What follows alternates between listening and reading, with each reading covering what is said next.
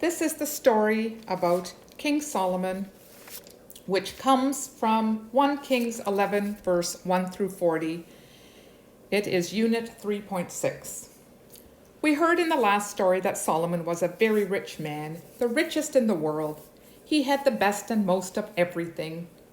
When people have everything they want, there is a danger of falling away from God. It is easy to forget about God because a rich man has everything he wants. Riches often go along with status and fame, and Solomon had it all. He had many wives as well. The women that Solomon married came from different countries. Each one of them took their own customs, fashion ideas, and gods along with them. They came from the surrounding regions of Moab, Ammon, Edom, Sidon, Hittite, and Egypt. Many of these marriages were probably attached to doing business with other countries. A marriage with a foreign nation would seal an agreement.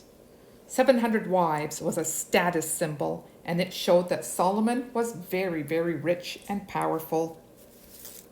When Solomon married women from different countries, the women took their possessions and gods with them, as well as their heathen customs. God had forbidden the Israelites to marry people from these countries because he knew that there was great danger in turning away from God's commands in order to please the one that they married. Another problem was that these wives did not leave their idols behind. They continued to serve these idols when they came to Jerusalem. After a while, Solomon was led astray. The wives flattered him and told him how important he was. They made him feel proud because he was so wise. After a while, Solomon forgot that wisdom was a gift from God. The wives talked nicely to Solomon and convinced him to allow them to worship their idols. One thing led to another. The wives had temples built for their false gods as well as altars to make sacrifices. His wives turned Solomon's heart astray.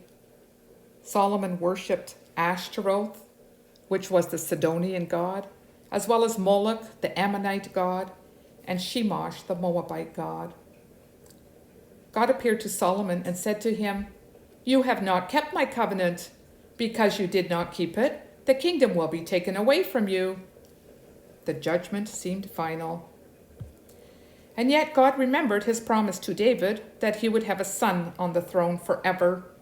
So God would allow David's house to reign over one tribe, which would be Judah. Only a small part of Israel would be under the protection of God's blessing.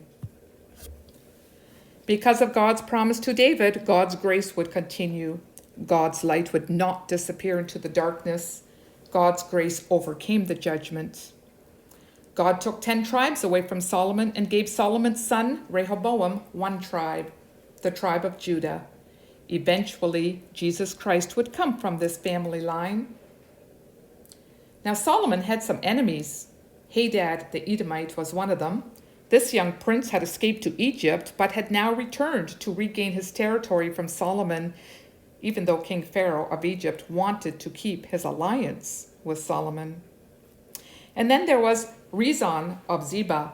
He had formed a band of rebels and took over the city of Damascus in the north. Jeroboam, he was from the tribe of Ephraim and was an official in Saul's court. He had rebelled against Solomon and fled to Egypt until Solomon died. God chose him to be the king of the 10 northern tribes of Israel. Ahijah, the prophet from Shiloh, brought a message from God to Jeroboam that he would be the king.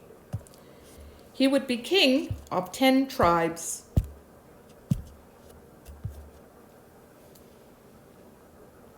Ahijah also got a new robe, and he tore it into 12 pieces. Each piece represented one of the tribes of Israel. 10 pieces would go to Jeroboam for the northern tribes, and the other 2 pieces would stay in Jerusalem.